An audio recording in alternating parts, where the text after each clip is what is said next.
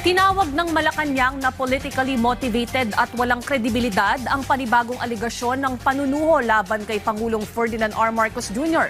Yan ay matapos sabihin ni Mike Defensor na may panibagong grupong umanong handang tumestigo sa umano'y bribery claims na kinasasangkutan ng bilyong-bilyong piso at may mga tangkang pigilin ang mga ito.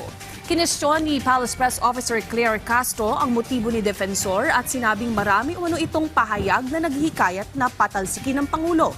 Inihalin tulad din niya ang issue sa kaso ni Ador Mawanay noong 2001 matapos akusahan si Senator Panfilo Lacson ng magkakaroon ng daan-daang milyong dolyar sa foreign bank accounts na kalaunan ay binawi rin niya.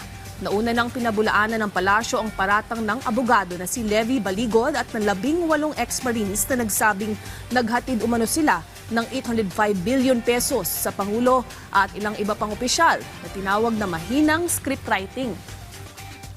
Kung ano man ang motibo nila, malamang na maaaring i-discredit at tanggalan ng kredibilidad at integridad ang ICC.